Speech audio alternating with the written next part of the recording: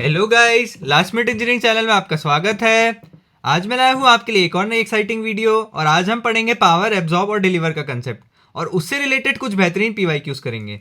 तो आइए शुरू करते हैं। तो फॉर एग्जांपल हमारे पास एक वोल्टेज सोर्स है, केस 1 वोल्टेज सोर्स। तो यहाँ पे मान लीजिए 5 वोल्ट की बैटरी है हमारे पास और करंट इस प्रकार से कुछ पॉजिटिव टर्मिनल से निकल रही है। तो पावर का फॉर्मूला दोस्तों आपको पता ही है, होता है वोल्टेज इंटू करंट। अब यहाँ पे हमारे पास क्योंकि पॉजिटिव टर्मिनल से निकल रही है करंट, तो ये जो पावर आएगी ये डिलीवर्ड पावर आएगी। फॉर एग्जांपल आई है हमारे पास 4 एम्पियर। यहाँ पे मैंने ऐसा माना है कि पॉजिटिव से निकल रही है, अगले में अपन नेगेटिव से निकालेंगे। तो अभी के लिए 20 वॉट जो पावर होगी वो होगी डिलीवर।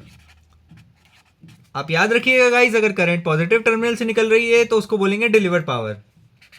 केस 2, तो केस 2 में हमारे पास क्या है, वही वोल्टेज सोर्स है, पर इस बार जो करंट है वो पॉजिटिव पे एंटर हो रही है। डायरेक्शन ध्यान रखिएगा, इस पॉजिटिव पे लीव कर रही है तो डिलीवर पावर, और पॉजिटिव पे एंटर कर रही है तो एब्जॉर्ब पावर। तो पावर का फॉर्मूला तो वही रहेगा, वोल्टेज इंटू करंट। इस बार भी वैल्यू तो सेम ही आएगी, पर इस बार जो पावर होगी हमारे पास वो एब्जॉर्ब पावर होगी। इसी तरह से करंट सोर्सेज के एग्जांपल देख लेते हैं।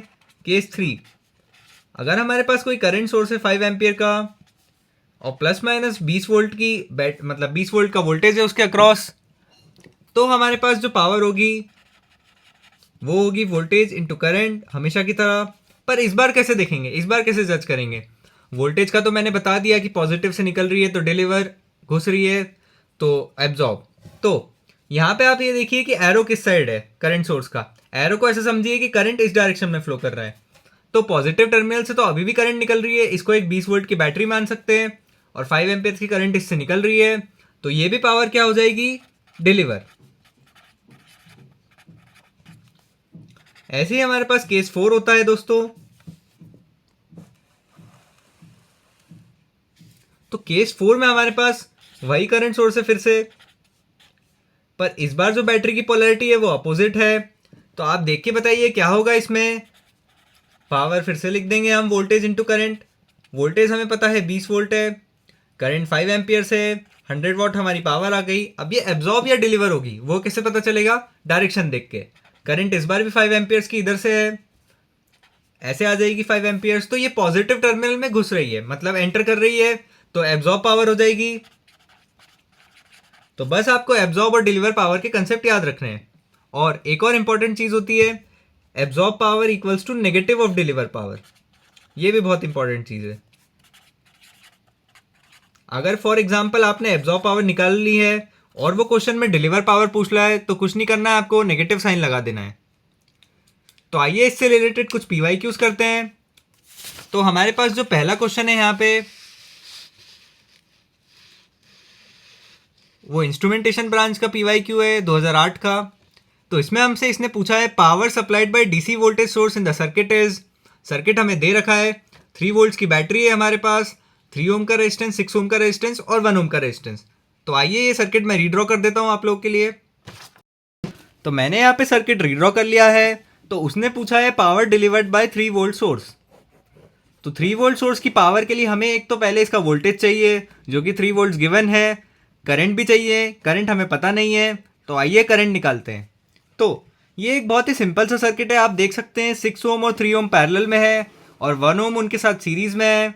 तो सिंप्लीफाइड सर्किट को मैं आपके लिए ली ड्रॉ कर देता हूँ।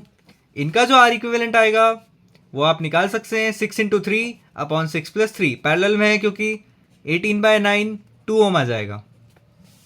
तो आइए इक्विवेलेंट सर्किट को रीड्रॉ कर लेते हैं।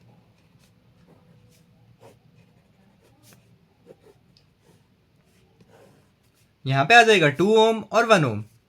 अब देखिए दोस्तों, एक केवीएल लगाना है आपको बस इस लूप में और आपकी करंट आ जाएगी बहुत ही आसानी से। अगर हम नेगेटिव टर्मिनल पे जाते हैं बैटरी के तो +3 आ जाएगा, प्लस से माइनस यहाँ पे 2i का ड्रॉप हो जाएगा, प्लस से माइनस फिर से यहाँ पे i का ड्रॉप होगा, इक्वल्स टू 0। तो i जो हमारी निकल के आएगी वो 1 एम्पियर निकल के आ जाएगी। अब बहुत ही इंपॉर्टेंट चीज़ है दोस्तों, यहाँ से 1 एम्पियर करंट ऐसी जा रही है, इसको मैं हाईलाइट कर लेता हूँ थोड़ा सा। अब 1 एम्पियर जो 1 एम्पेयर जो करंट है वो अब आप देख के बताइए कि पॉजिटिव टर्मिनल से निकल रही है या एंटर कर रही है। तो हम देख सकते हैं कि ये पॉजिटिव टर्मिनल से लीव कर रही है।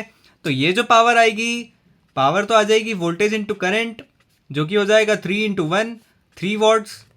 और ये जो पावर आएगी ये डिलीवर आएगी, क्योंकि हमारी जो करंट है वो पॉजिटिव टर्मिनल से निकल रही है। तो दोस्तों इस क्वेश्चन का जो आंसर हो जाएगा हमारा, वो हो जाएगा हमारा डी, 3 वॉट्स। तो आइए नेक्स्ट क्वेश्चन की ओर बढ़ते हैं। तो हमारा जो नेक्स्ट क्वेश्चन है वो ईसी का पीवाईक्यू है 2009 का। तो आइए इसको समझते हैं ये क्या कह रहा है। In the interconnection of ideal sources shown in the figure, it is known that 60 volt is absorbing power. तो इसने ये बताया है कि यहाँ पे जो सर्किट है इसमें सारे के सारे इंडिपेंडेंट सोर्सेज हैं। 12 एम्पियर का करंट सोर्स है, आई का करंट सोर्स है, और 60 वोल्ट की बैटरी है और 20 वोल्ट की बैटरी है। अब इसने एक चीज़ बता दी है कि 60 वोल्ट जो सोर्स है हमारा वो पावर एब्जॉर्ब कर रहा है। अभी मैंने दोस्तों बताया था कि अगर हमारी पॉजिटिव टर्मिनल पे करंट एंटर होती है तो ही पावर एब्जॉर्ब हो सकती है, अगर लीव करेगी तो डिलीवर होगी। तो हम इसमें पॉजिटिव पे एंटर करवा देते हैं करंट, तो यहाँ से जो भी करंट होगी वो इस डायरेक्शन में फ्लो करेगी। इतना समझ आया दोस्तों? क्योंकि हमारी जो पावर उसने दे रखी थी कि एब्जॉर्बिंग ही लेना है, इसलिए मैंने करंट इस डायरेक्शन में मानी। तो ये उसका हिंट था क्वेश्चन सॉल्व करवाने के लिए। तो आइए इस सर्किट को रीड्रॉ कर लेते हैं जल्दी से।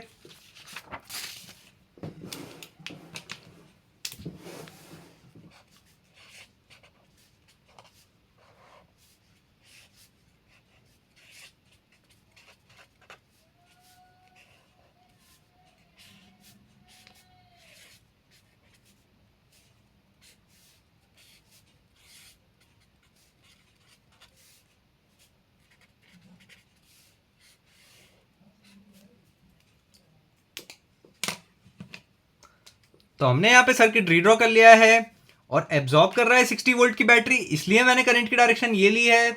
आई करंट हमें ऑलरेडी दे रखा है कि इस डायरेक्शन में है, इसको मान लेते हैं हम नोड ए। अब आपको कुछ नहीं करना है, इसने पूछा है कि आई करंट की वैल्यू क्या होगी, तो हम सिंपल सा एक केसीएल लगा देते हैं नोड ए पे।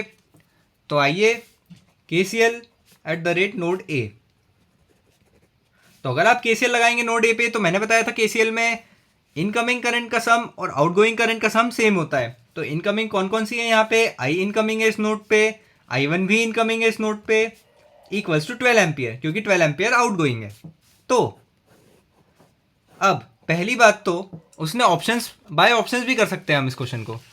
तो उसने जो ऑप्शन दे रखे हैं हमें वो 10 एम्पियर है, 13, 15 और 18। अब यहाँ पे आ जाइए वापस, आई प्लस आई वन 12 एम्पियर है। अब उसने बोला तो नहीं है कि आई नेगेटिव हो सकता है, एक बात समझिए आप, आई उसने बोला नहीं है कि नेगेटिव भी हो सकता है, तो हम उसको मान के चलेंगे कि ऑलवेज पॉजिटिव। अगर आई ऑलवेज पॉजिटिव है, आई वन भी पॉजिटिव है, सेम एनालॉजी से आई वन भी पॉजिटिव है, क्योंकि उसने कुछ मेंशन नहीं किया है। अगर दोनों वैल्यूज पॉजिटिव वैल्यूज का सम 12 एम्पियर्स आ रहा है, तो जो हमारी इंडिविजुअल आई वैल्यू है ऑलवेज लेस देन 12 एम्पियर्स हो जाएगी दोस्तों। ये समझ आया आपको? आई और आई वन का सम मिला के 12 हो रहा था। अब हमें ये पता चला कि आई और आई वन पॉजिटिव है, क्योंकि उसने नेगेटिव का कुछ अजम्पशन नहीं दिया है। अगर देना होता तो वो दे देता क्वेश्चन में। तो हम मान सकते हैं कि दोनों पॉजिटिव है, ऑलवेज लेस देन 12 एम्पियर्स आ जाएगी। अब ऑप्शन से जाते हैं दोस्तों। तो हमें जो ऑप्शंस दिए हैं उसमें 12 एम्पियर से नेगेटिव, 12 एम्पियर से लेस एक ही वैल्यू है हमारे पास, तो यही हमारा आंसर हो जाएगा 10 एम्पियर्स। तो आइए नेक्स्ट क्वेश्चन की ओर बढ़ते हैं। आपको ऑप्शन एलिमिनेट करना भी आना चाहिए। तो हमारे पास जो नेक्स्ट क्वेश्चन है वो भी इसी का पीवाईक्यू है दोस्तों। इसी 2010 में आया है ये क्वेश्चन। तो आइए इसको पढ़ते हैं। इसने पूछा क्या है, power supplied by voltage source. तो यहाँ पे हमारे पास एक वोल्टेज सोर्स है 10 वोल्ट्स का। यहाँ पे इसने पूरा सर्किट दिया हुआ है, तो आराम से इसको रीड्रॉ करते हैं दोस्तों। आइए,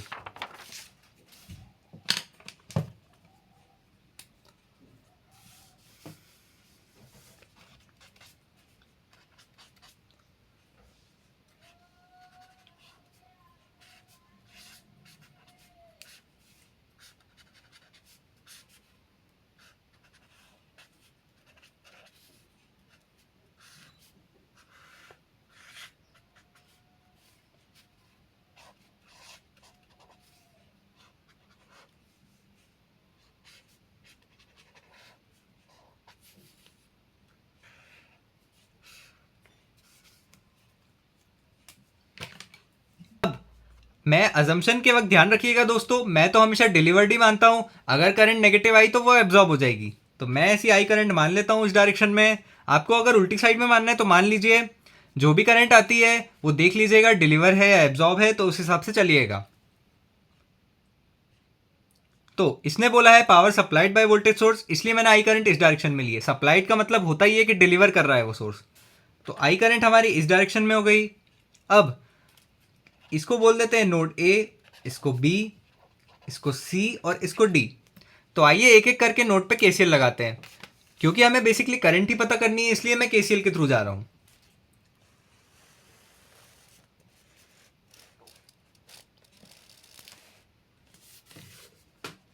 तो KCL at the rate node A पे लगाते हैं पहले दोस्तों।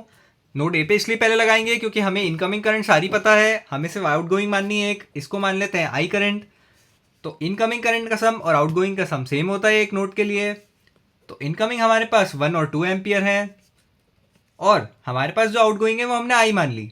तो आई हमारी जो निकल के आएगी वो 3 एम्पियर्स आ जाएगी। तो 3 एम्पियर्स करंट हमारे पास इस डायरेक्शन में फ्लो कर रही है, 3 एम्पियर्स इस डायरेक्शन में भी है। अब तो दोस्तों आई करंट इधर से आ रही है, अब केसीएल लगाते हैं नोड बी पे। KCL at the rate node B. तो इनकमिंग कौन कौन सी है आप देख सकते हैं दोस्तों, 3 एम्पियर्स भी इनकमिंग है और आई करंट भी हमारी इनकमिंग है। तो incoming equals to outgoing. Outgoing को मैंने बोल दिया I1। तो I1 जो हमारी निकल के आएगी वो 3 प्लस आई आ जाएगी। बेसिकली हमारा उद्देश्य ये है कि हम हर ब्रांच में करंट पता कर लें और ऐसे लूप में केवीएल लगाएं जहां करंट सोर्सेज नहीं हो। ये आप पॉइंट मार्क करके रख लीजिए, हमेशा ऐसे लूप में केवीएल लगाइए जहां पे करंट सोर्सेज ना हो और आपको करंट पता हो सारी ब्रांच में एक ही वेरिएबल के टर्म्स में। तो I1 जो हमारी निकल के आई वो 3 प्लस आई आ गई। सिमिलरली अब इस नोड को बोल देता हूं मैं नोड ई। नोड ई पे भी एक केसीएल लगा लेते हैं।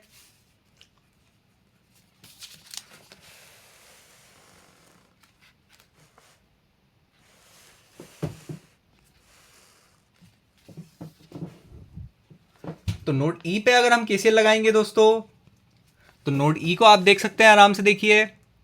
नोड ई हमारी यहां पे है, इनकमिंग करंट है 3 प्लस आई, आउटगोइंग है 1, तो यहां पे बचेगी 2 प्लस आई करंट। एक बार लगा के देख लेते हैं। तो इनकमिंग हमारे पास 3 प्लस आई है, अभी बताया था,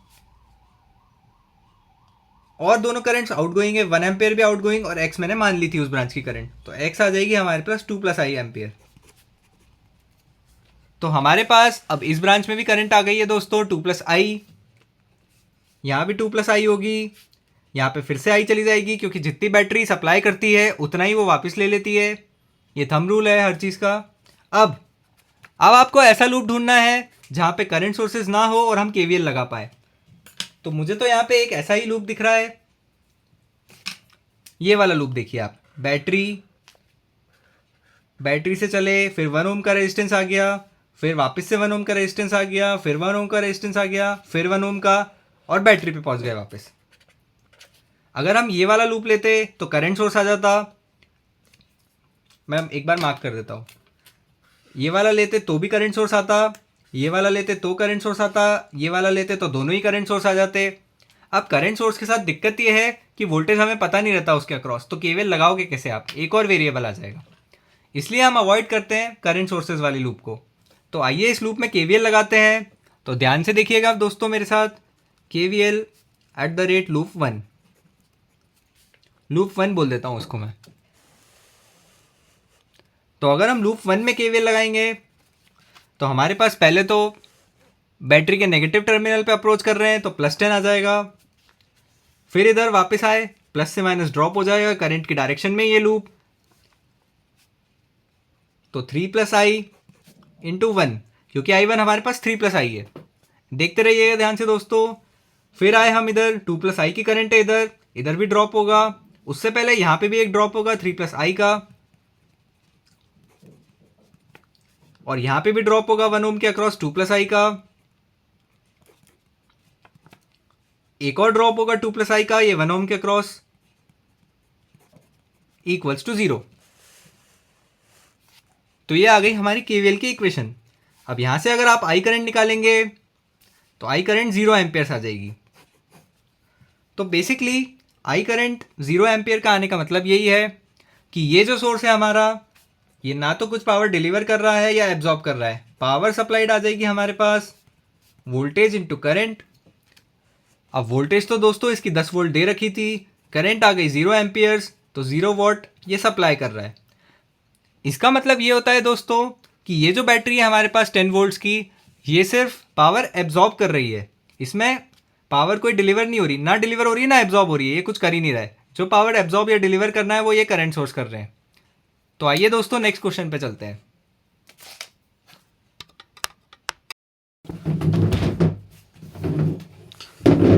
तो आइए दोस्तों नेक्स्ट क्वेश्चन पे बढ़ते हैं। ये भी इसी का पीवाईक्यू है, इसमें भी उसने सेम ही चीज पूछी है। अच्छा वही गए यार। ऐसी और एक्साइटिंग वीडियोस के लिए चैनल को सब्सक्राइब करें और कमेंट सेक्शन में मुझे ज़रूर बताएं कि ये वीडियो आपको कैसी लगी। आगे और भी ऐसी एक्साइटिंग वीडियोस आएगी। मैं पहले कंसेप्ट पढ़ाऊंगा और उससे रिलेटेड जो भी पीवाईक्यूज आए होंगे इलेक्ट्रिकल, ईसी और आईएन में, उसको सॉल्व करवाऊंगा। तो थैंक यू गाइस, बने रहिए।